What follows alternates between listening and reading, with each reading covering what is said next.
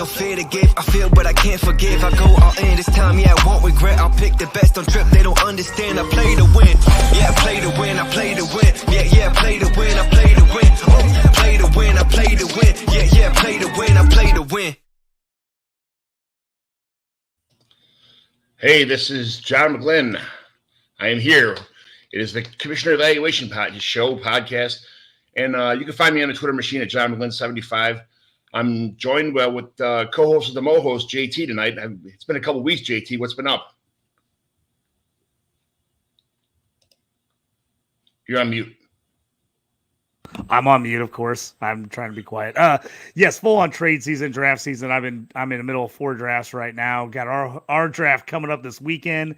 It is primetime fantasy football. I know it's supposed to be off season, but there's never an off season in fantasy football. Yes. Along with JT, I'm honored to bring on Pat Fitzmaurice. To talk about some work outside of fantasy football. This is hobbies. Besides attending his daughter's lacrosse games, some commissioner questions, settings that we're going to propose to talk about in our brand new startup, our Boomer Babies and Boomers leagues. And then we'll be drafting in Elk Grove Village at Fox and Hound this weekend. So if anybody's around here listening to this in the local, feel free to join us. We'll breeze through some NFL news and rumors. We'll talk some trades and that went down in the Mighty McGlynn home leagues, and we'll evaluate a team to see if it's a rebuild or remodel when we get there. So let's get this show started.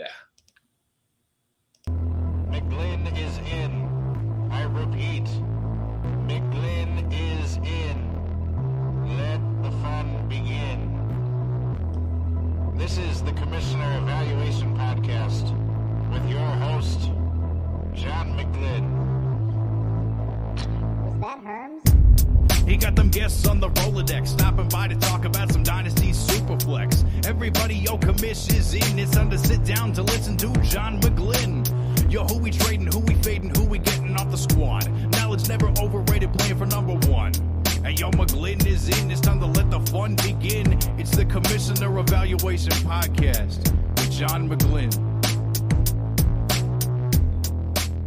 So I just worked about 9,000 hours on midnight shifts the last couple of days. It's been quite hectic. My daughter's graduation party was last weekend. We had a bunch of stuff going on. Just living the dream. Everybody's busy as busy can be. Pat, what's new with you, man?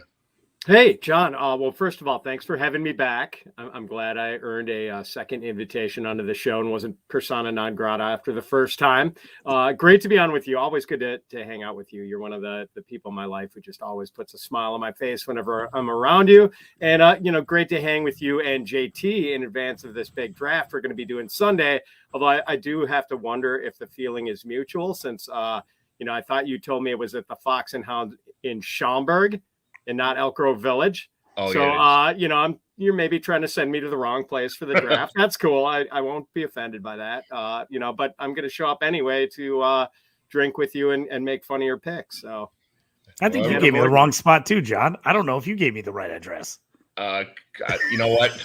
I put it's Fox and Hound. I'm a city boy. I grew up in Chicago. I don't know like anything outside of like Harlem and Central and Western. Like I can tell you 35th and Shields as numbers. I can tell you that. To Pulaski's 4,000 West and Madison is 0 and, that kind of stuff. But I can't tell you like where we're at and we get to the suburbs kind of thing. So I live in Plainfield for 20 years now. I moved out of the city when I started having kids and I still can't tell you what I have to use GPS like in Plainfield. I have no idea where I'm going. So if we're late, the commission gets our picks, right? It's our first couple picks. Is that what you're trying to work out? You got to buy a round of shots if you're late. Yeah. So JT, stay out all night long. It's Saturday night. Yes, absolutely. Chris Joel Smith's in our fantasy league too. He's let's go. Fantasy season is really back. It's kicking off now. So Chris always chopping up on the show. So thanks for watching. Thanks for chiming in. So Pat, where can everybody find you on the Twitter machine? I mean, I listen to you on all your shows. Your Fits on Fantasy is one of my favorite shows in rotation. Fantasy Pro stuff. What else you got going on? Thanks, buddy. People can get me on Twitter at Fitz_FF. And now we're just putting the finishing touches on our redraft kits for Fantasy Pros. So I'm basically just plugging away at that.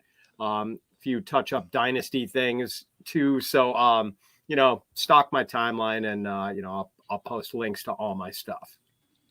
Fantastic. So tell me about a day outside the fantasy football pros, the easy recliner chair you sit in when you do all your shows and stuff all the time, about your sports, vacation, family life, all this stuff's going on for you being a dad nowadays in the world of Pat Fitzmaurice. Oh man, yeah. So you mentioned lacrosse. I had not one but two kids, a boy and a girl playing high school lacrosse this past year. So it was pretty much, all spring. It was a lacrosse game basically every weekday night, and now kind of a chill summer. The kids are done with school for a while. They're both working on getting their licenses. So I had to see one off to like his last driving lesson right before the start of the show.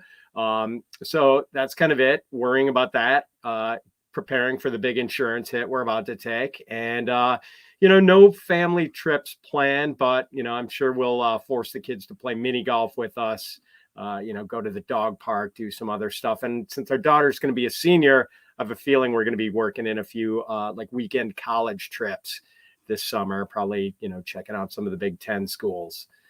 Illinois, maybe Indiana, and Iowa. So, it's one of those things. It's going to be a busy summer, I think. And we're going to blink in the Fantasy Football Expo, and it's going to be here in mid-August. It goes fast. It does go fast. My daughter just accepted a scholarship to play at St. Ambrose for lacrosse. She wanted for nursing school. She wants to go there. They have cadavers. They have all the stuff like that. And they gave her $38,000 off her tuition. So that helped a little bit in her decision also. So, yes. It worked out pretty nice. But, it's a 2-hour drive. Me and the wife can go there. There's a nice strip of bars up and down there, so we can go visit the daughter at night and then do our own little party crawl at the end of the night when she goes to bed at 3 a.m. So we'll figure something out, But, her lacrosse, we've been to 43 states over the last, 15 years driving with these kids. We turn out these family vacations from individual, wrestling or football or lacrosse trips. And this year we've been to Texas, California, Florida, Indianapolis, Maryland. I mean, lacrosse is just a travel sport. It's crazy. So I think we're going to travel less when she's in college than we did when she was actually playing these tournaments. So, but that's my youngest one. I have a 26, a 22, a 19, and a 17. It's about to be 27. It's going, so it is what it is. It goes by fast. It does, man. So what I mentioned the Mighty McGlynn Dynasty Home Leagues, it's called the Babies and Boomers, that both of you guys are joining this year. Have you looked over the manifesto that's pinned to the screen yet about all the new rules and stuff? I mean, I've seen the rules. Yeah. The scoring, some interesting scoring quirks. I haven't really I'm not going to project out all the players, but I'll probably take a few players I consider to be, or guys who had similar values last year at different positions, and then sort of run them through your scoring settings to see who that favors or not. It seems intuitively that maybe it favors running backs a little bit, but I want to see if that's right once I actually crunch the numbers a little bit. I'll just pick my favorite players. Whatever. It is what it is. That's why I lose all my leagues. That's the way to go. Just draft Antonio Gibson everywhere and then just call it a day. That's how it works. But there's already been a trade in our league. Nick and Nate Powell traded, and I had to reverse the trade because they traded future picks, and there's a handful of things in there that people have to get used to. Unfortunately, being a commissioner is not always the best job in the world, but there's a set of rules for a reason, and I'm pretty familiar with them from running 8 of these home leagues, and they're pretty similar rules in most of them as far as the base rules are concerned. Scoring is different in most of the league, in all the leagues actually. So. This will be a little bit of adjustment for myself too. Actually, coming up on my home list. JT, did you look at the scoring and stuff yet, or no? Yeah, I've gone through there. I already have a plan that I'm going to do a mock draft on Sleeper on the way up to the drive to the draft. I'm about 2.5 hours away. So I've already kind of set up, I got an idea of I'm going to mock it before I get there. But yeah, having all the rules and everything set out there is great to be able to go back and look at. That's one of the mistakes I made as an early commish, not having everything written down and easily available. So when there was questions that came up, they were easily resolved. So I like the fact that you already knew immediately that those trades were against the rules and jumped in and took care of it right away. So that's always a good thing for a commish to do, is not let stuff settle. Yeah, especially when Nick gets picked 104 in the startup. I'm like, no, he can't have 2 early first round picks. I don't get out of here. I want to make sure nobody's team is better than mine right from the get go. So I'll tear that away. But did you actually, Pat? Did you actually enjoy voting on all these rules? In this league, like every 2 days there was a new vote on this and vote on that. Or did you want to punch me in the face from seeing all these new voting things pop up? You probably want to punch me in the face because you had to nudge me a couple of times to vote where I wasn't paying attention to the chat for a day or two. And all of a sudden there was something that I was the last guy to vote on. But no, that's cool. I like that you do it democratically and let everyone weigh in. So I'm totally fine with it. I have everybody's personal phone number, so I can nudge everybody when you weren't the only guy to get nudged. Don't worry about that. It's the off season. Guys are busy. People on family vacations. They forgot about it, but the show must go on, and someone's got to be the ringleader. So I had no problem nudging everybody. Not a problem at all. No, you did a nice job keeping the wheels turning on that one.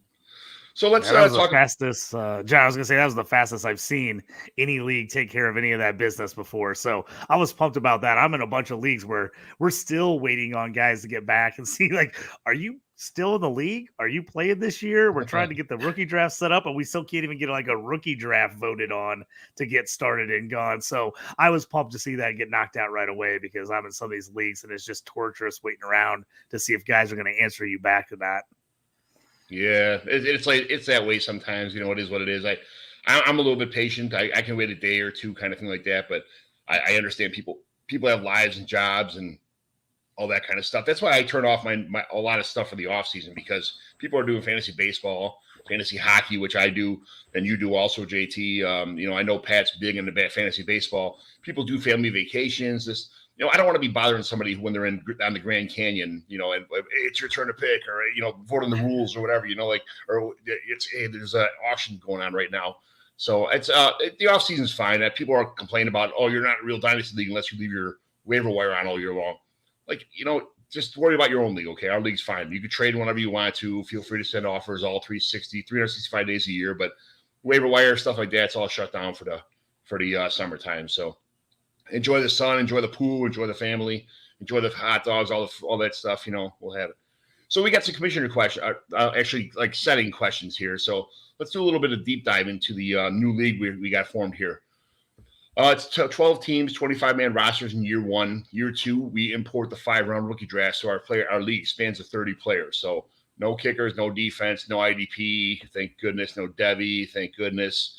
JT's probably pissed about that, but I like to keep it simple. I use the KISS method, JT. Keep it simple, stupid. That's kind of how that works. So it's a half point for reception for wide receiver, a full point reception for running back, and tight end premium is 1 full point more than the wide receivers and a half point more than the running back. So there's a little bit of a scoring thing there. Besides, how do you guys feel about that scoring?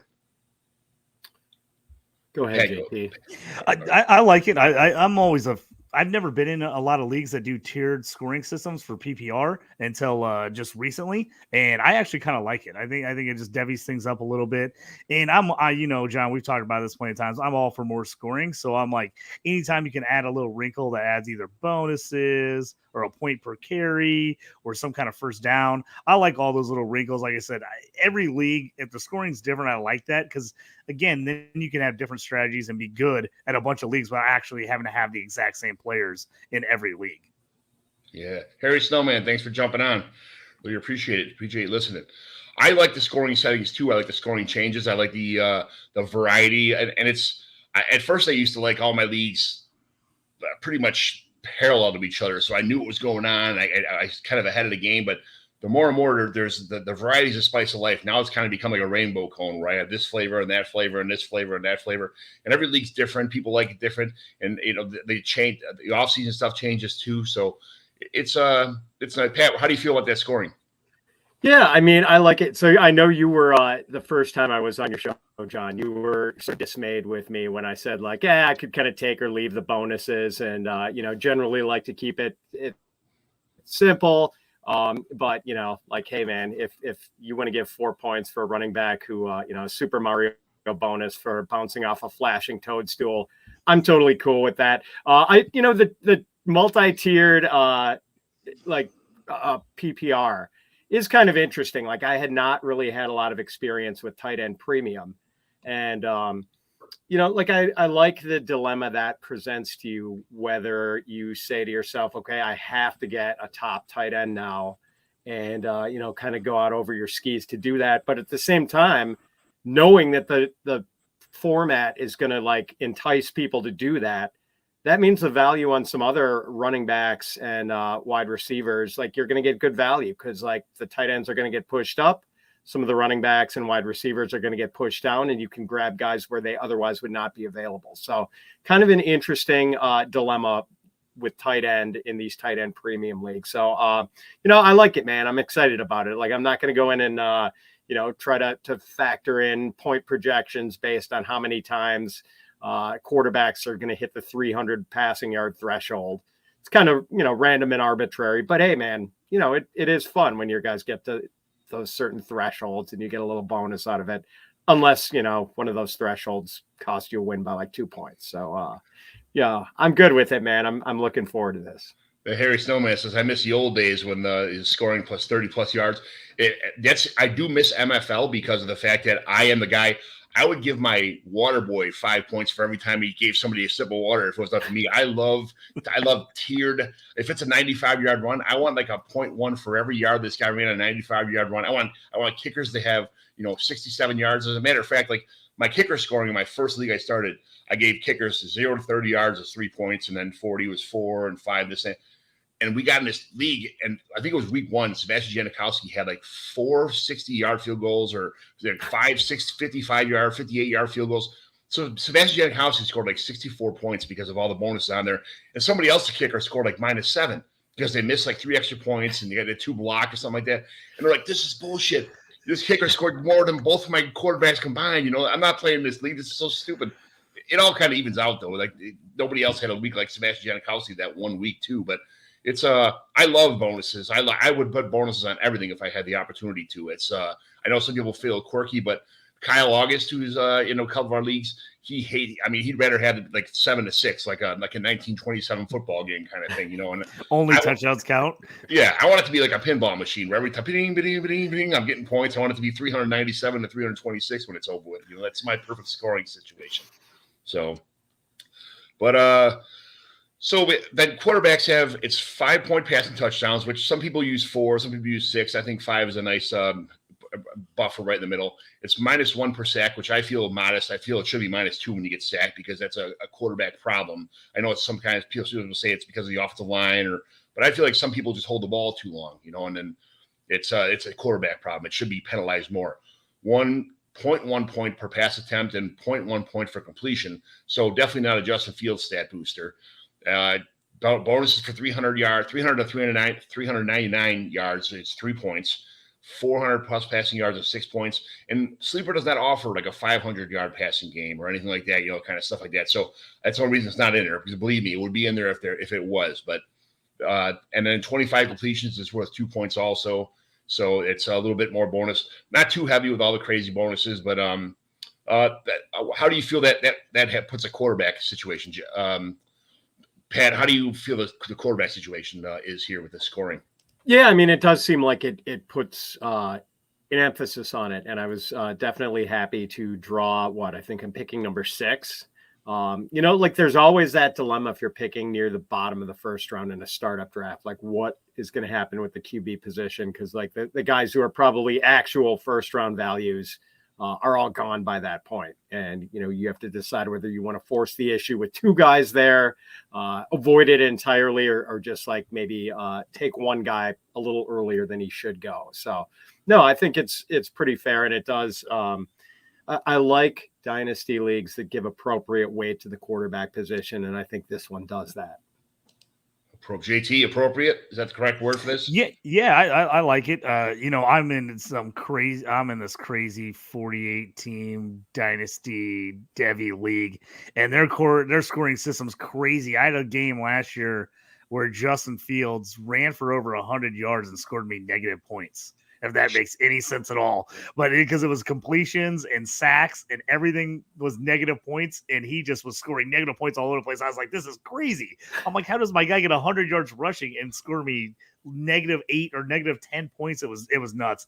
So I'm not a negative points fan, per se. I don't really like a lot of negative points, but I do not mind the completion percentage, point per completion or attempt being in there. It definitely makes you think about some of these QBs a little bit more. And that's also why I like the long play bonuses. If I get a QB that's going to throw deep a little more often and might be able to get a bonus for a 40 or 50-yard touchdown pass, sometimes that will even that out. But that's also a huge factor when you got to look at some of these teams where some of these quarterbacks you might have thinking about taking way later. You maybe take them earlier because you're like, hey, he's going to be a 68, 69% completion guy. He might not look as sexy on the lineup card, but you're like, this guy's not going to score me negative and he's going to be in it every week. So that definitely factors in on where you're taking some of these guys. I feel like this is like if Dan Marino got put in this league, that one year he got sacked 6, or I think it was 8 times he only got sacked. That was it. He threw for 5,400 yards and I think 49 touchdowns with, his scoring in this league would have been absolutely phenomenal. It would have been fantastic, but I can't bring Dan Marino with me to my whole life. I got to move on to root for other quarterbacks. So our running backs is 1 point per first down. So I like the first down situation. 0.1 per rushing attempt. And then 50-yard touchdown bonus of 2 points. Any long touchdowns only gets you 2 points. I wish that was tiered also. Like you can get like 0.2, 0.4, 0.6 for the things, but Sleeper doesn't do that. 100-yard bonus is 4 points. A 200-yard game, which happens Derrick Henry kind of style. You get 8-point bonus for that. 20-plus carries, you get an extra 2 points. Pat, how do you feel about running back scoring? Yeah, I think it's okay. Point per carry is always interesting. This one, I think it's like a small enough bonus. Like you're not going to get crushed if you run up against a Derrick Henry 34 carry game. Like it's going to move the needle a little bit for your opponent, but it's not going to like put him over the top, I don't think. So I'm on board, man. Yeah, the distance scoring evens out the Konami code. It says hit that Harry Snowman. So yeah, I get it. JT? I'm really starting to lean into this point per carry, like 0.1 or 0.2, just to even things out. You don't have as many, bell cow backs as you used to. The workhorse guys are kind of falling by the wayside. And, I had some games where Jonathan Taylor got 20 carries, a bunch of huge first downs, but only ended up with like 85 yards and no touchdown, and got outscored by like a third down back who had 5 catches. And you're like, what? Like, this is ridiculous. So I'm leaning into this point per carry a little bit more just to make those guys worth a little bit more. I don't like huge bonuses. I don't want to see a guy get, an extra 20 points for 20 carries, but I like to see that little 3, 4, 5 point bump if you're getting 15, 20 carries. But I also think it helps out those third down backs. Hey, if you're getting a guy that's getting, 3 or 4 catches, but is also getting 8 to 10 carries a game, that bumps him up just a little bit to where maybe he's scoring you 13, 14, 15 points instead of like 8 or 9. I like that. So I like the fact that guys are getting credited for touches in the system. So I'm leaning towards that more and more in a lot of my leagues. And I've been putting up that for vote in a lot of my leagues to kind of make those workhorse backs worth a little bit more. And those guys that maybe don't catch as many passes, you're not having to think, well, do I want that guy? Because, do I want Derrick Henry? He doesn't really catch a lot of balls. It makes it worthwhile for you to have that guy. Yeah, the first downs are great for the plotters, and the Michael Carter game where he had like 37 catches on checkdowns that would have scored him tons in this kind of scoring system. So PPR backs are really important as far as I'm concerned. Wide receivers and tight ends it's 0.5 per reception for receiving first down. A 50+ yard bonus, touchdown bonus is 2 points. 100-yard receiving is 4 points. 200-yard receiving is 8 points. Only a couple of those happen, but they do happen. A 200 combined rushing and receiving for 3 points. So a little bit of a incentive for there. Nothing crazy. I kind of laid back a little bit on these. My scoring is usually a lot more crazy than this. So I thought I'd moderate a little bit more, but a little less scoring here. Not as, some of the leagues I'm in, it's just absolutely insane what I got it rolled up to. But 3 points, I think it's nice when you hit those achievements. So nothing crazy. Tight ends, wide receivers. Pat, how do you feel about that? Yeah. So, my MO generally in dynasty startups is to like kind of build a foundation of like good young receivers. Mm-hmm. So that's why I'm anxious to sort of, run the test with a couple of similarly valued running backs and wide receivers to see like how much it tilts things toward the running back. and how much I'm going to have to change up the strategy if it tilts it a lot more than I thought. I mean, I think it's still going to be important to have good young wide receivers, but we'll see if this devalues them. I think maybe it does a little, but like not that much that I'm going to radically alter the plan. Right. Yeah. It's a nice incentive if you're between two players and kind of see like this could be the difference between somebody, but yeah, it's not life changing. Harry Snowman, this is not an 83 White Sox hat. I'm going to the White Sox game Saturday. I've been to this will be my sixth White Sox game this year already. It's a new one. I got it from Grandstand. They put these little patches on here for like $5 a piece. I got a Chicago flag and that kind of stuff on here. It's a cool hat. It's not a winning ugly hat, but I love the Greg Luzinski, Ron Kittle days. They'll be something I cherish the rest of my life. Going to watch them hit roof bombs at the old stadium. Absolutely. So we had special teams 0.5 for punt return yard, or 0.05 for punt return yards, 0.05 for kick return yards, 6 points for individual player touchdowns. No kicker, no defense. Thank goodness. Anything missing, you guys, that you could think of? Anything that you guys would like to see in the league, or pretty much I got everything covered? Or what do you think, Pat? I think you covered it pretty well. JT? Yeah, I like where you're at. I always like special teams yards. I'm one of those guys. I think every touch should count. I mean, if it's making a difference in the game, it should count in fantasy. So I always don't want to put a huge special teams on there because I don't want to push someone way up that's value is not as high as they should be. But I definitely like the fact that if you get guys kick return, punt return, and you get that maybe slot third or fourth wide receiver can actually be playable in a flex on a bye week if he's kicking punt returning too. So I'm always a fan of that.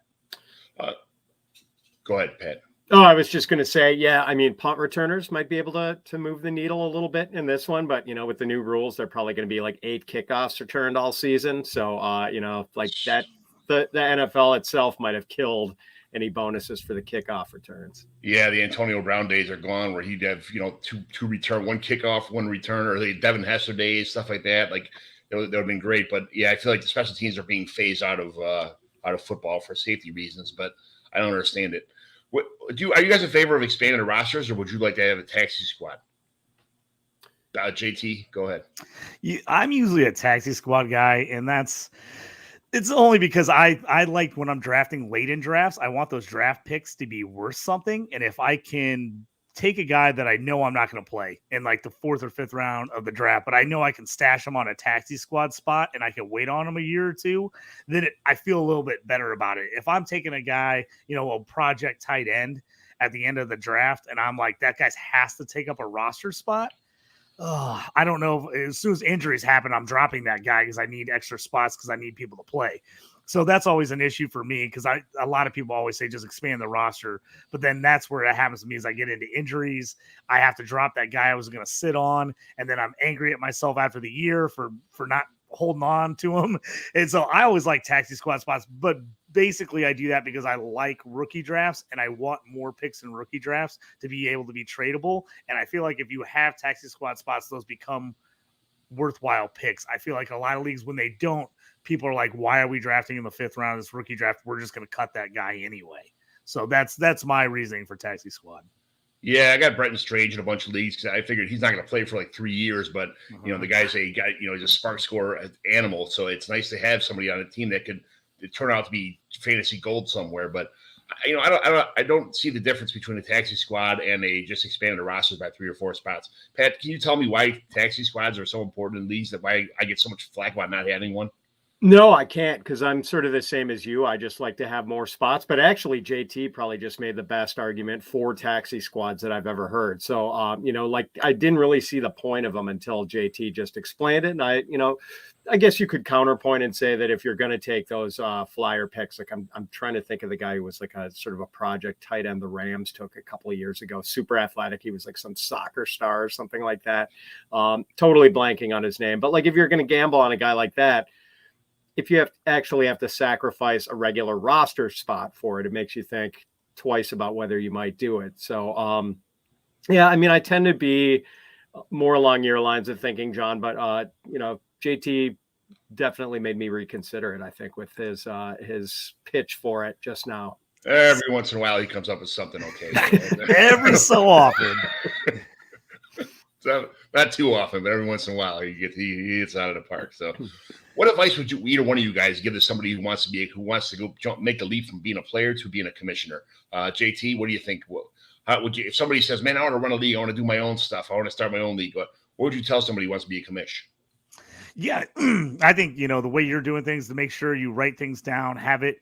I mean, the way they do, Twitter or MFL and Sleeper and Twitter and stuff now makes it way easier. You can pin stuff. You can make a group text. You can do all these things. That makes it a lot easier than it was 15 years ago, 20 years ago. So I think starting a league is a lot simpler than it used to be. But I think the details, that's the biggest issue for people commissioning. You got to really pay attention to the details. And then you've got to decide as a commissioner, my biggest thing I tell everyone that commissions, you got to decide when is the best time to ask the whole league for their vote and want to make changes, and when is the decision that you as the commish just have to be the big dog and make the decision that helps the league and keeps the league together. Because sometimes there's stuff that isn't popular, people don't want to vote on, but it's killing the league. And sometimes you got to be a commission. You just got to make that decision that it makes the league better, or it's better off for the overall quality of the league. You got to make a choice. And sometimes you just got to be that guy and you got to do it. Pat, if one of your friends wants to start a league and says, Pat, I'm sick of being just the guy getting pushed around, I want to be the commissioner, what would you tell that guy? Yeah, first of all, JT is on a roll, because I think that balance between democracy and dictatorship is really important. Like, there are times when I think like the dictatorship approach really is the way to go. But like, you do want to have league members feel like they have a say in how things are run and the basic framework of the league. So having a good instinct about when to put things up for votes and when to just say, this is how it's going to be, really helps. And by the way, thanks to Snowman for the Jacob Harris poll. I did spend a 5th round rookie pick on him one year, but we didn't have a taxi squad. So I dumped him, probably a couple weeks into that season. So, and the other one, I mean, I just think if you want to make it easier on yourself, the mix between friends and strangers, the more you can push that towards like a lot of friends, or at least like a core group of friends, where maybe if it's a 12-team league, 8 of the guys are buddies, and maybe work in 4 guys who are sort of like, have peripheral ties to 1 or 2 of the league members. Like, that can work. But the more, like, if it's just, 3 buddies and then like 9 guys who are mostly all strangers, like, it's just hard, man. The more people know each other, I think the more you can count on them to just be sort of good citizens and not try to be pains in the ass. You know what I mean? Like, but when you get like just 12 people thrust together who don't really have any ties outside of the league, everyone's going to be acting in their own self-interest, and it's going to be harder for, there's going to be friction. Yeah. It's I know people who give it up halfway through the season. I had to take over being a commissioner for them, and I know people that have done it for 25 years and love it, like Scott Fish and Ryan McDowell and myself. And it's not for everybody, but I love it. It brings joy to my face to do these leagues, especially when everything runs good. It took a long time. It took a lot of bumps and bruises and black eyes to get the manifesto that I have pinned to our timeline or our message board right now, to keep the kind of things in line and so everybody's on the same page as far as what we're doing and what we're trying to accomplish in the league anyway. So yeah. Can I add one thing real quick, John? Just yes. I think we got the best possible test last year. I mean, it was kind of near tragic circumstances, but with the DeMar Hamlin injury taking place in championship games, how leagues were able to resolve that, where maybe one team had a seemingly insurmountable lead, because the game wasn't officially completed.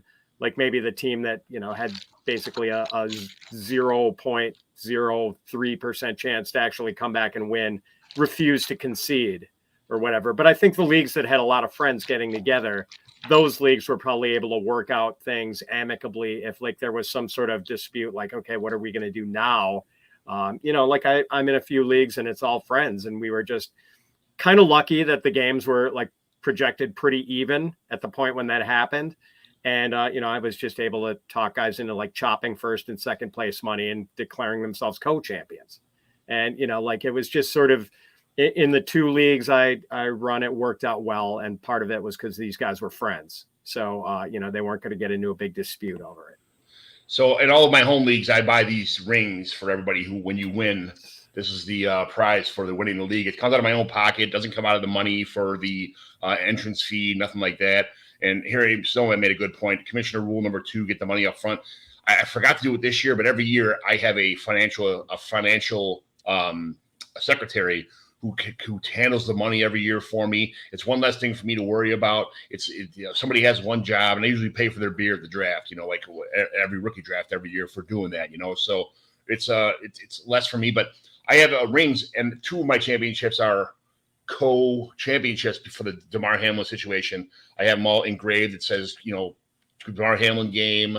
And it says your record, your team name. You get to pick out the stone. You get to pick out the ring, the gold or silver, whatever you want as far as that goes. It's a little bit of a thank you for all the people who stay in the Mighty McGlynn home leagues, home dynasty leagues. It's nice being a commissioner, but it's nice having good people in your leagues. And that's the least I could do is just kind of say, hey, guys, thanks a lot. It's just thanks for making my life easy. And, it works out awesome that way. So I know you guys want to be financial secretary. The job's open. So, I'll let you fight over that, okay? But getting the money up front is huge. I've been burned so many times by a commissioner of people like, oh, I forgot to bring the money to the draft. I'll get you later. And then I got to run people down all year. And then everybody wants their money. So then I end up paying out of pocket and waiting for people to pay me back. I've lost a ton of money over the years on that. So that would be the one thing I say. I know you got to pay extra money for League Safe and some of these other websites to do it, but it makes some sense where it just automatically accepts it, sends it out to everybody.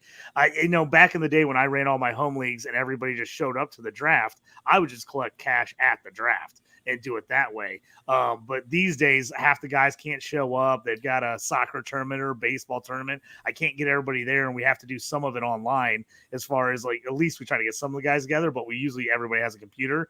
Get that money up front because nothing hurts a league more than when you end up having to pay everybody out because telling everybody, well, not everybody paid doesn't help. Like people are like, they don't care. They're like, what do you mean everybody didn't pay? I want my money. I won. So yeah, get that money up front. Any way you have to do it. That would a big lesson I had to learn in my leagues. You submit, if you do not have your money in by the rookie draft, you do not get rookie draft picks. That's kind of how it works here. So year 2, you forfeit your draft picks if you're not paid by the rookie draft. So that it's kind of an incentive to pay on time kind of thing for everybody. That's works out pretty nice. So Harry says any penalties for this year for there should be a prize for the first and fourth. It's 70-30 or 70-25-5 payouts. That's how it works in our league. And I collect everything at the draft in person. People zell you now. That's kind of another thing that wasn't an option before, but I'm getting used to it.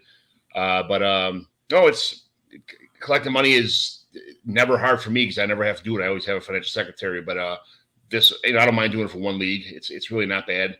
And meeting up in person for draft lottery, stuff like that makes it pretty easy to collect because everybody shows up to watch and see what bingo balls they got. And you guys will see how the draft lottery works too. It's another kind of a nice perk of this league too. So we'll figure it out in year 2. You guys will see how this whole league unfolds and hopefully we'll have a great time. So let's move on to some NFL news and rumors here. We're going to go team by team real fast. This has been a quick draw McGraw thing. So, Pat, I'll give you the evens. JT, you give you the odds. So, I'm just going to read out a question. You guys bark out what you think the answer will be, and we'll go from there. So, JT, Bears, is this a make or break year for Justin Fields? I mean, the Bears are still improving, so I still think he's got a little room here, but he's got to show some improvement on the passing game. Everybody showed he can run. They could show he can be the guy. But if he doesn't have some improved passing numbers early on in the season, I think that's where you're going to start seeing the pundits get really worried about him, and then the pressure is going to be on. So if he as long as he shows some improvement in passing, I don't know if it's like he has to do it this year, everything this year, all or nothing. But I do think he needs to show that side of his game a little more just so people know that they can realize there is progress in the works. Yeah. Pat, Bengals, are they sticking with Joe Mixon? It looks like it. I didn't think that was going to be the case, but now I think they are. They're not ready to let it ride with why am I blanking on the rookie? Chase Brown and Travion Williams. So, yeah, I mean, it sounds like by all accounts, they're going to keep him around another year. JT, Bills, who is Dalton Kincaid going to hurt the most in this? Whose fantasy value is Dalton Kincaid going to hurt the most on this team? I mean, technically, you think is whoever their slot guy was or Gabe Davis, but I'm not a big Gabe Davis guy, and I don't think he had that much value in the first place personally. So I don't think he really hurts anybody on the team because I don't think they were that valuable. Now I think his value goes way up, and now I think he actually helps Diggs a little bit if he can get a little bit of help in the passing game, maybe take some pressure off him and gets him a little more single coverage. So I'm all on the Dalton Kincaid side here. I love the idea they're going to use him all over the place and in the slot, hoping he has a big year. Yeah, if you got Josh Allen, you got to handcuff Kincaid on this on that league. That would be a great stack. Pat, Broncos. Will Javonte Williams make a good redraft asset this year? Oh man, I'm worried about it. I feel like he's probably going to start on PUP. Like I don't like betting on guys coming off multi-ligament knee injuries. You know, just ACL is one thing. I got no problem investing in Breece Hall this year, but like Javonte, I don't think I want any part of this year. Agree. JT, Browns. Deshaun Watson finishes the top 6 quarterback this year. I'm out on that. You know me, I'm out on the Browns this year.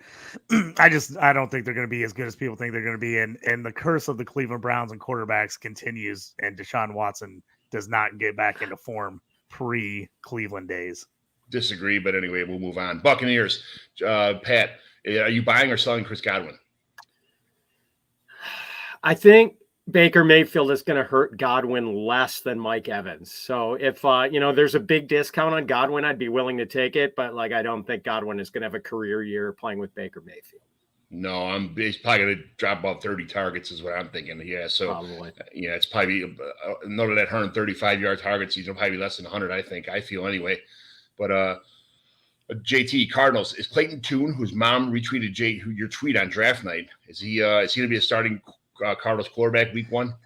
I really hope they give him a shot. I hope he goes into camp. I mean, if you're the Cardinals going in with Colt McCoy, I mean, I just don't see your upside there. Right? And we know who Colt McCoy is, and he's a good backup quarterback, and he can win you some games if you have to. But why wouldn't you give Clayton Tune, a younger guy, a shot, especially if you're going to be as bad as the Cardinals are expected to be this year? I just don't see the reason of not trying Clayton Tune out unless he just looks awful in OTAs and preseason. I just don't understand why you don't give him a shot. Yeah. Pat, Chargers. Gerald Everett is a tight end 1 this year. True or false? False. I just don't think he's good. Like I used to want to believe in him, but now I just think he's a jag. Sorry, John. JT, Chiefs. Do you really want anyone besides Mahomes and Kelsey on this team?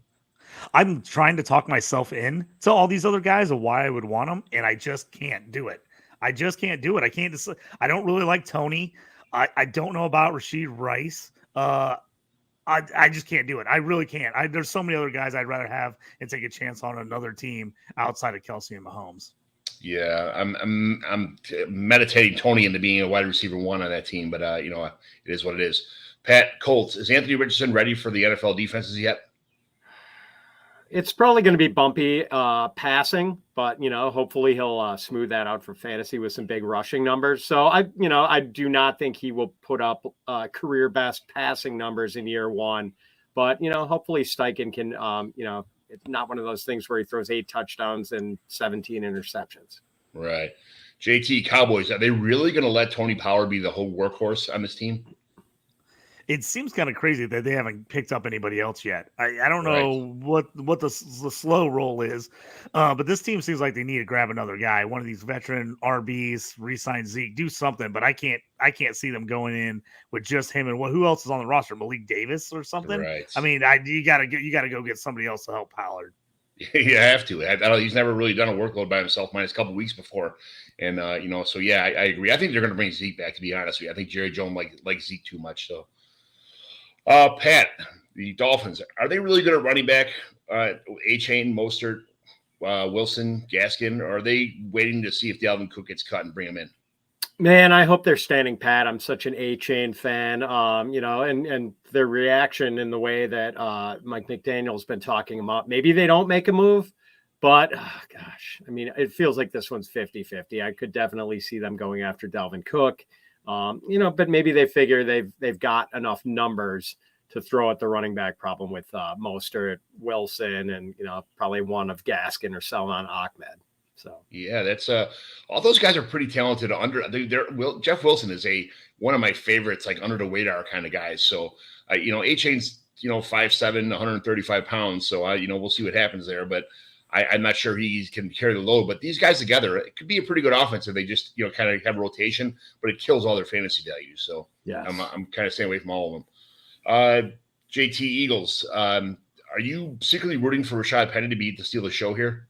I feel like you wrote this question just for me. Of course I am. I love Rashad Penny. San Diego State Aztecs. He's my guy. 1 year. Stay healthy one time. God, the guy's got so much talent. And if he could be healthy for a whole year, man, I just would love to see the stat line. And now that he's on this Eagles team, man, I secretly hope he comes in, stays healthy, and just crushes it from the beginning. I'm taking him in every draft knowing I'm going to get disappointed, but I'm taking him anyway. I don't care. He's definitely a flyer I'm targeting in all of my drafts. Yeah, sure, of course. I'd like to see that. He's a great running back. He just keeps getting hurt. If he can stay healthy, man. But that's a tune for a lot of players' songs in the NFL. So, Pat, the Falcons, Desmond Ridder, is he just a terrible fantasy option? I think so. The passing numbers aren't going to be good, and I don't know if he's going to do enough as a runner to really move the needle. I don't think he's a true Konami code quarterback. So we'll see. I'm pretty skeptical, man. I think they're looking for some sort of replacement plan after this year. Yeah, JT, I feel like you already know that. I'm gonna ask Pat this one. I go out of rotation here. When Sam Darnold wins the MVP this year, who else besides me knew it was going to happen? Dude. I've been I feel like it's good to know I'm not the only Sam Darnold truther. All three of us. Yes. So, no, man, I wouldn't be surprised. And I know there's some other people who kind of think he's going to end up with that job. All right, good. I'd like to see what I say. I love it. I absolutely love it.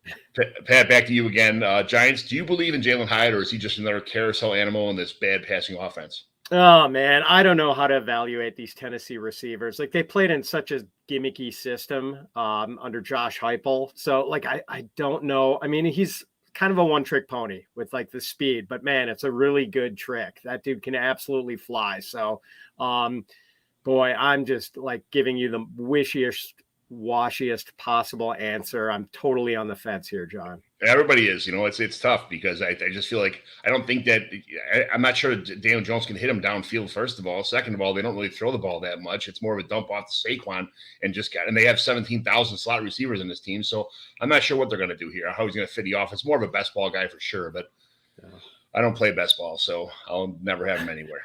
JT, back to you. Jaguars, the legend of Trevor Lawrence, or is he just a folktale? Oh, Trevor Lawrence is full go mode for me now. I'm all over Lawrence. I was glad I got in last year. I don't like to see players fail, but I love the dip after that rookie year. I was like, ooh, everybody people were out on him. I was like, loved it. Trade for him everywhere. I know you're a huge T-Law guy. Kills me as a Colts fan to be a T-Law guy, but man, I like T-Law. I'm getting him everywhere. He is definitely on my radar in some of these drafts coming up for sure. Yeah. Pat, Jets, better handcuff for Breece Hall, Michael Carter, or is he a Banacanda? Man, I'm going to say Carter just because we've seen him do it in the NFL. That might be the wrong answer, though. I don't know how to read that situation behind Breece. Ideally, we won't even need to find out, and it's just going to be Breece getting 300 plus touches. But yeah, I'm torn. I'm so pissed that Banacanda went here because I really like him, I really love Michael Carter, and is he a Banacanda stan? So this was it couldn't have worked out worse for me as far as that goes. Yeah, terrible. JT, Lions, dynasty target, Sam Laporta or Jameson Williams? I tell you what, Jameson Williams, I'm starting to get the feeling that he might just be snake bit. He might just be one of those guys that just stuff is I think he's good. I'd rather target him than Laporta personally, just because I think there's so many tight ends out there. I like Laporta in this draft, but I would go after Jameson. I'm telling you right now, I'm hoping he's not snake bit, but man, all these little things that keep coming up and now the gambling thing, it's you just hope he's not one of those guys that just makes bad decisions all the time. And then little things go on top of something else. I really like to see that guy because I just think he's got a ton of talent. I think he's got a ton of ability. I think he could be awesome on the Lions, but man, it's just when you think you're going to get it back and see him, a suspension and we've seen some of these guys just do not handle these suspensions well. They go off and do even more dumb stuff when they're suspended. So let's hope that doesn't happen here. Yeah, I thought you were propping him up. I was like, yes, this is great. And then you kind of shit on my James Williams stuff, but whatever. Sorry, John. I apologize. Take Salem, Florida, buddy. Have at it. Go on. Pat, Packers. Is Christian Watson fool's gold or without Aaron Rodgers? No, man, I think he's pretty good. And the fact that he was able to be pretty efficient last year with like one of the highest average depths of target in the league is kind of an encouraging sign. Like dude's big and fast. And, like other than that very first pass that Aaron Rodgers ever threw to him, where he let an 80-yard touchdown go right through his hands, hasn't really had any hands issues other than that. So I'm pretty excited about the guy. I think he's the real deal. Man, he had like 40% of his total yardage on 4 catches. I know. That is a true point. But like at the same time, man, like they were also throwing him some shorter passes too. It wasn't like he was just a lid lifter. Like they were, they did throw the occasional, little hitch that he'd turn into like a bigger gain. But I don't know, man. I think he's pretty good. If anything, it goes good that he was running different routes to make if he's becoming a more well-rounded receiver, because he could run them underneath routes instead of just those flies or those big slants. Then that's a good encouraging sign. So yeah, even with even like he wasn't just a 9 route guy, even with big average depth of target.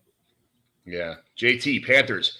We talked about we drafted Mingo in one of our co-leagues together. Mingo, Chark, Marshall, or Thielen. Which one of these guys are you targeting in your drafts this year? If it comes up, one of these guys, somebody's got to take one of these guys. Which one are you taking? For me, honestly, I'm taking whoever I can get latest in my draft. Yeah, good answer. I'm taking all these guys, but I'm taking whoever I can get latest. If it's Thielen late, I'll take Thielen. If it's Marshall late, I'll take Marshall. I'm taking one of these guys in almost every league, but I'm just taking whoever's the last guy that falls to me. Yeah, I think it's going to be Marshall to me. So that's going to be. I think Terrace Marshall is probably the guy that I'm going to take late. I'm not sure Thielen's going to be the answer here. I think Chark's a little bit overrated. He gets hurt all the time. I had so much after I drafted Chark in a rookie draft, and he had a great rookie season, and everything's just been falling off the track since then. I'm like, and I like Mingo, but he's nothing special. So Terrace Marshall's kind of on my radar. Pat, Patriots. Is Ramondre Stevenson a league winner this year, or just a paper champion? Man, I would lean towards league winner, but I hate that he's gotten so expensive, because I was like kind of an early adapter of Ramondre, and now he's just like, he has to hit for you at the price he's going at. Right. And I just don't feel like I'm not worried about Belichick always uses the committee, because like when he had Corey Dillon back in the day, like Dillon was good enough to be his bell cow, and it seems like he feels that way about Ramondre too. But man, the price is starting to worry me a little bit. I got him for a 4th round pick in a bunch of leagues a couple years ago, and I've had him ever since, and it's been nice. I've swatted away some really nice trade offers, and I'm not sure why, but my teams aren't winning now. There's no reason he's not going. But if my team starts sinking a little bit this year or has some injuries, he'll be the first one shipped off my roster for sure, because he's already 25. And I'm not sure what kind of workload he's going to have, and the Patriots never seem to have like a bell cow, like you said. So it is what it is. Very once in a while, once every 6 years, they have a guy who takes all the carries, and that's about it. But JT Raiders, what week does Devontae Adams get traded? I think by the bye week. I think this Raiders team is going to be terrible. We did it on our ranking show. I think they're going to be way worse than people expect. I think they're going to be really bad.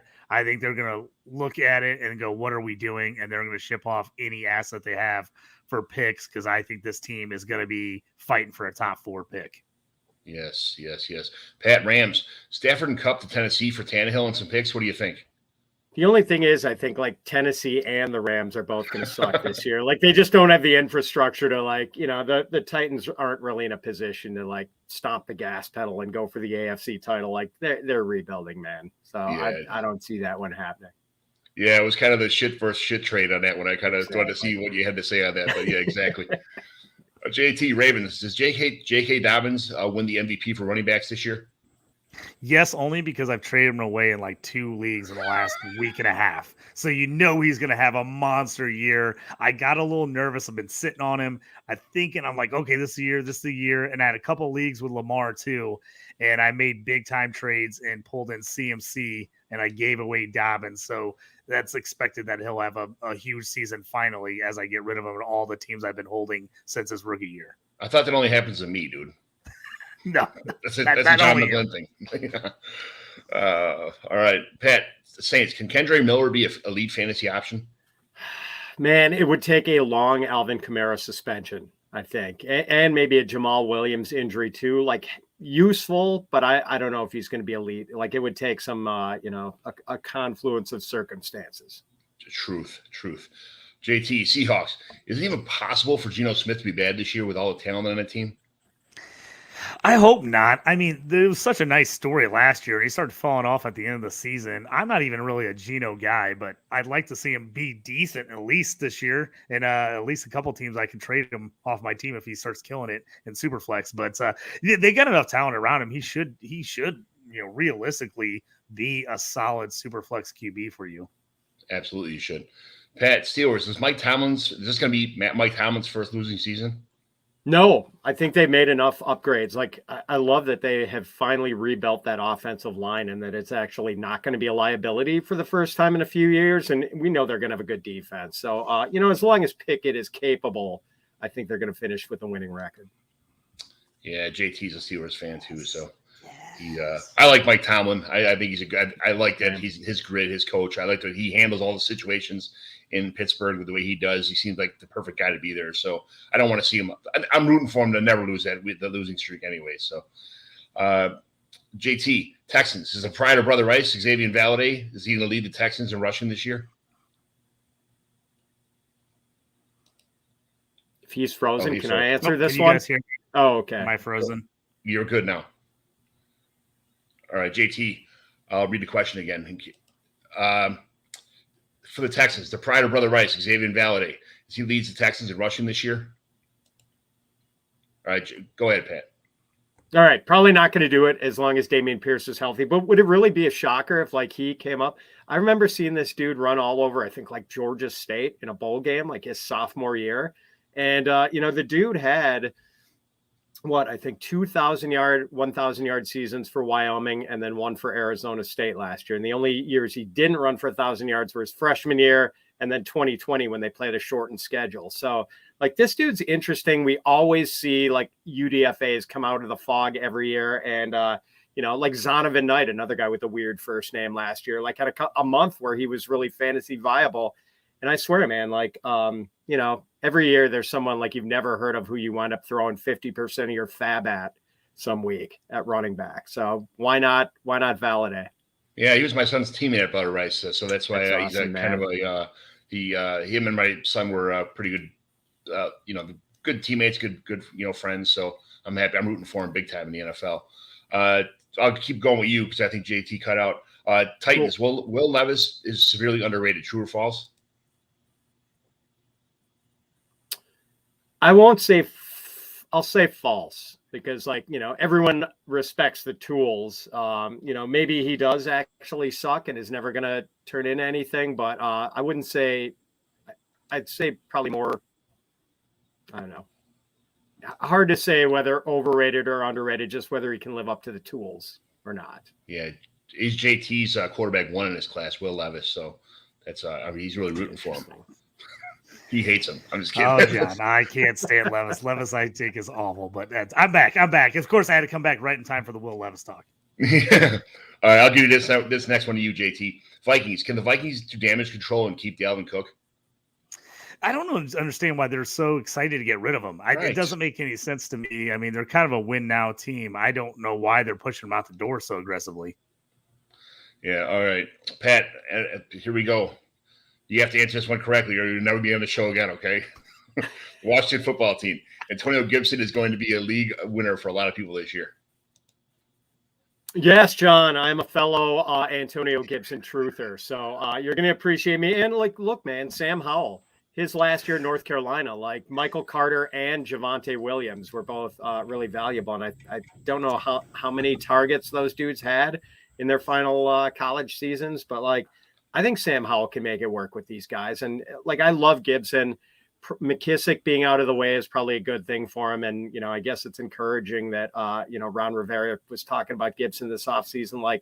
He just realized he was on the roster. This guy who's as big and as fast as Jonathan Taylor has already had 2 double-digit touchdown seasons and is a former college receiver. Why would you want to give that guy the ball? Come on.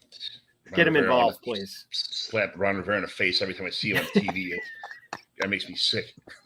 Anyway, we had a couple. Thanks for running through the teams here. We had a couple trades that went down in the Mighty McGlynn Dynasty Home Leagues this week. 12-team, 30-man leagues, pretty much like our leagues are going to unfold this year. So this is my trade. I traded away Kenny Pickett, and I got Sam Howell and Joe Mixon in return. I think Kenny Pickett and Sam Howell are pretty much in the same tier, so it's like a free Joe Mixon to me. What do you guys think about that? JT, you go first because you're a Pickett guy. I think that's a fair trade. I actually like Howell a lot too. You know me, I'm a Kenny guy, so I'm trying to acquire Kenny. If I can get him, I still think he'll be cheap because I think he has a big upside this year with the offense, what they've done there. But I don't hate that trade at all because I like Howell. I think Howell's going to have a big upside with that offense with Bieniemy being there. And then again, if you're going to win now and you think you can get one more season out of Mixon, I think that's just a good throw in for you. Side note, I got Patrick Mahomes and Deshaun Watson on his team also. So as my quarterback 3, I don't really care if I can take the downgrade, but add another running back also. Pat, how's that trade look for you?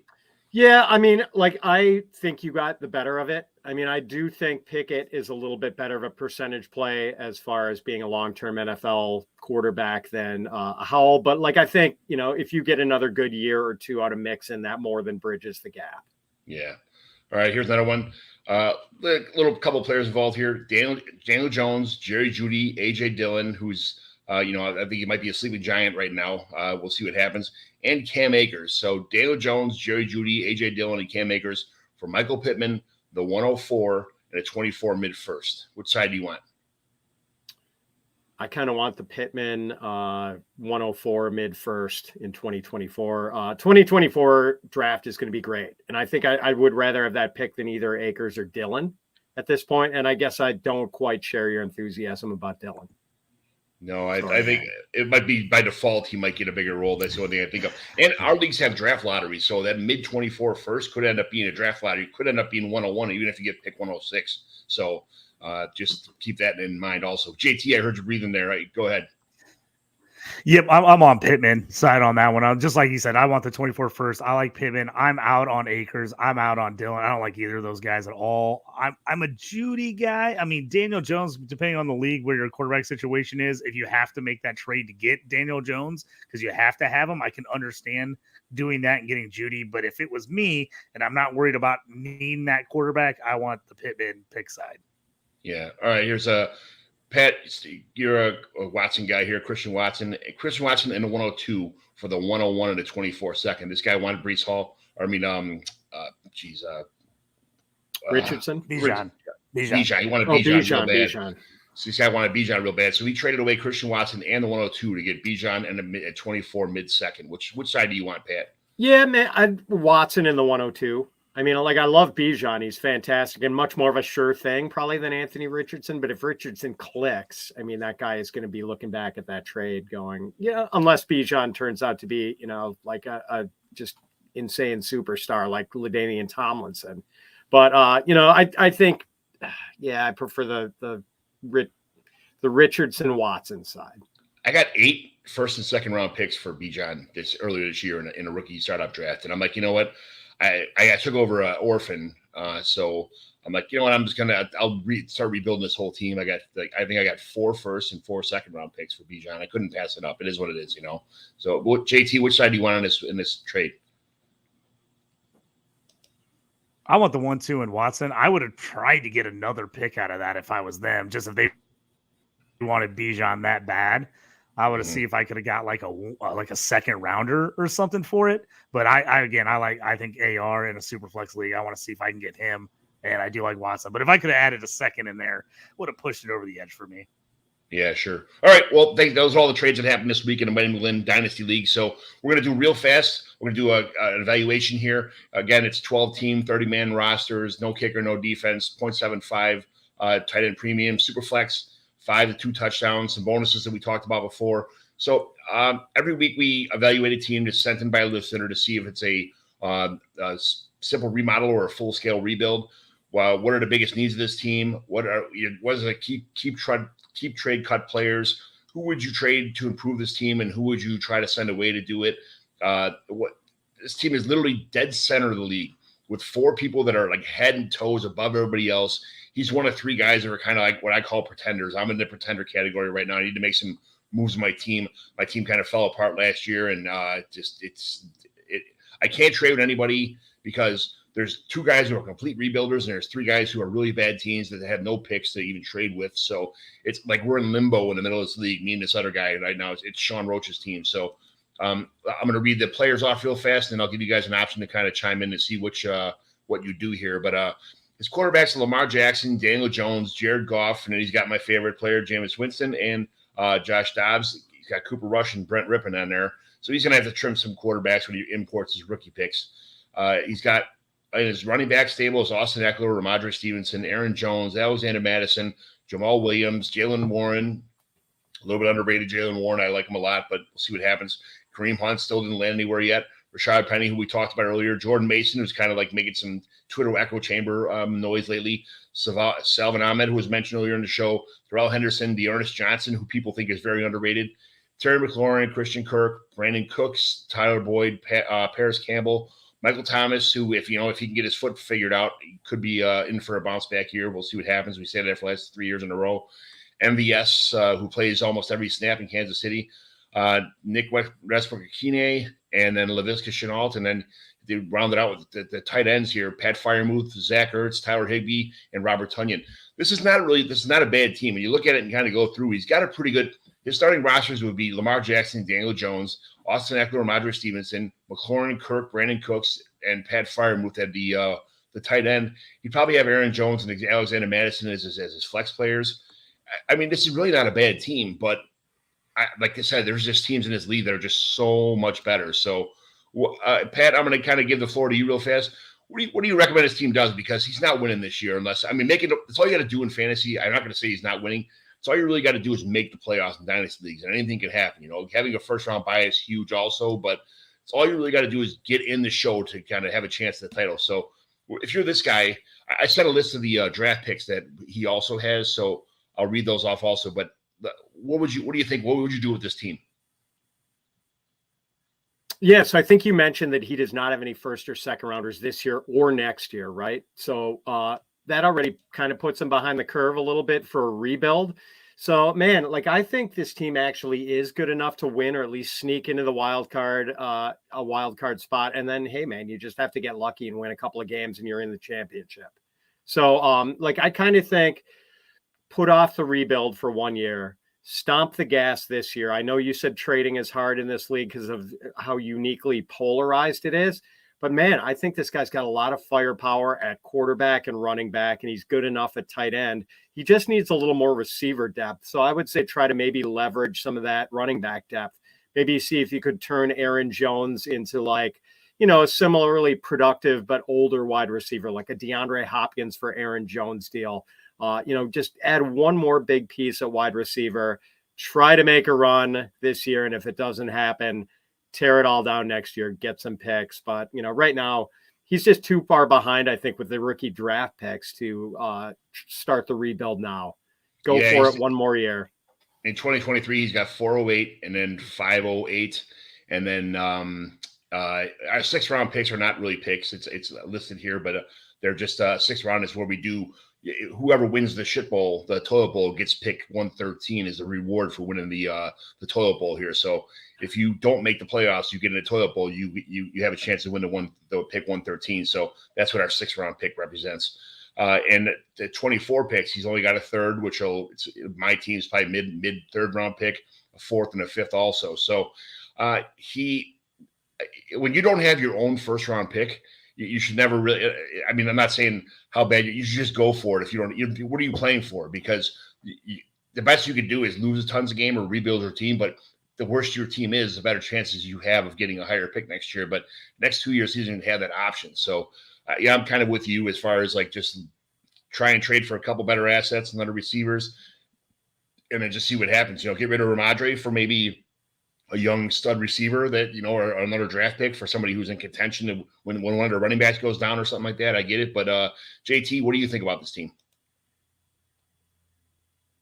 You're on mute. I'm in a couple situations like this as well, where I'm like kind of that middle tier team. I'm in the playoff hunt, but I'm a little behind, but everybody else is bombing out. So I'm like, I can't just really just stop and rebuild. So I think you got to go for it. Like Pat said, the guy I might want to target and move, because you look into his roster, it's not like he's very young at most positions.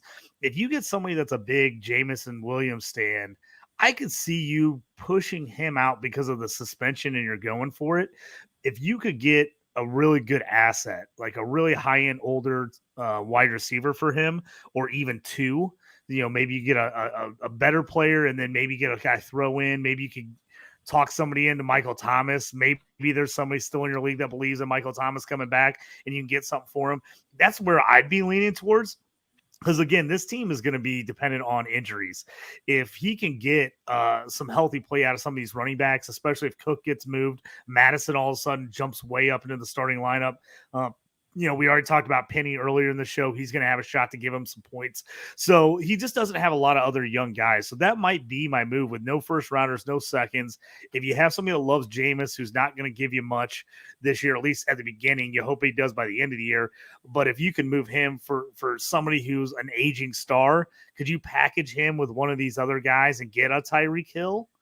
From someone that, has a guy like that says, if you give me 2 or 3 guys and I'm rebuilding, I could do it. I'd have to look at the other teams in your roster, but that would be my lean, because I think this team has a shot to be in it. And like Pat says, you just got to make that playoffs, and you never know what's going to happen. But he's got pieces in place. I think Moose going to have a big year ahead of him. I really like him this season. And McLaren should be good. Kirk should be good again. Hopefully Cooks gets that bounce back going to Dallas. Hope you get some good years out of him. So, yeah, if you could get somebody who loves Romador and you want to trade him for like 2 or 3 people that you could play this year, I could see you doing that one as well. So I just kind of fill out the league and figure out who likes who, and then how many pieces you could get in return. Because if he goes full rebuild in a year anyway, Jameis isn't going to do anything for him anyway, because he's going to have to blow it all up. So I would make those moves right now, especially with no first or second this year or next year. See if I can maybe move and get 1 or 2 more pieces just to fill in the gaps. Yeah, it's a tough situation for me and him in this league. We got a lot of work to do, but that's what makes it fun. If it was easy, it wouldn't be so. I'm sending out like 50 trades a day, and I get the rejection or the MF. Why would you send that? This is bullshit. Whatever. But get used to that, guys. You're going to get tons of that from me. So it is what it is. So can't wait, John. Yeah. So all right. Well, we try to get this thing done in an hour. It never happens. Minute 112 is kind of respectable, actually. It's not a 4-hour show like sometimes, but it's happened before. It is what it is. But JT, you were good. Pat, one more time, where can everybody find you out in the fantasy football world and all that stuff? Yeah. Find me on Twitter at Fitz_FF. And John, thanks for having me back. JT, can't wait to meet you in person this weekend. Absolutely. And John, I'm excited about this, man. It's going to be a blast hanging out and drinking some beer and making fun of each other's picks. That's right. Get your Jameson boots on, okay? Because we'll be drinking some shots and all the good stuff, all right? JT, tell me about all the stuff you got going on, because you're a busy man too. Oh, yeah, crazy right now. You can find me at JT Orange on Twitter. Always a good spot to hit me up. You can find me here on the Commissioner Evaluation Podcast on PTW with John. Also can see me. I got 2 shows tonight back to back. We're talking about IDP in one of the leagues, and then I'm doing my new series where we're talking about each team each week with a guy. I got a local ESPN guy, Lon Tay, coming on. We're going to talk about the Arizona Cardinals and what a disaster they're going to be this year. So we're going to talk about that, a little bit of actions. But yeah, check me out on the Stew with JT Brew on the Dynasty Pros Football Network. So you can always find me there. And then I always write all kinds of IDP stuff for DLF. So if you're a DLF member, jump on there, check out my rankings, my IDP rankings. And I've got a whole slew of articles coming out in the next 2 weeks, are breaking down every division by IDP. So check that out. JT, I saw your IDP rankings on DLS website the other day. It's pretty fun to see your name up there with the IDP stuff. So it's good. I'm glad you're dabbling in that kind of stuff. Thank you, sir. Appreciate it. Guys, thank you very much for being part of the Commissioner Evaluation Show. This is what I do for fun. And guys like you being on the show just makes it more fun for me. And This show is fantastic because of guys like you jumping on and taking time out of your day to be here with me. So thank you very much. Thanks everybody for listening. With your host, John McGlynn. Was that Herms? He got them guests on the Rolodex, stopping by to talk about some Dynasty Superflex. Everybody, yo, commish is in. It's time to sit down to listen to John McGlynn. Yo, who we trading, who we fading, who we getting off the squad. Knowledge never overrated, playing for number one. And yo, McGlynn is in. It's time to let the fun begin. It's the Commissioner Evaluation Podcast with John McGlynn. Hit up the wonderful and talented Mr. Herms for any opening music. He wrote that for me, so thanks a lot, Herms.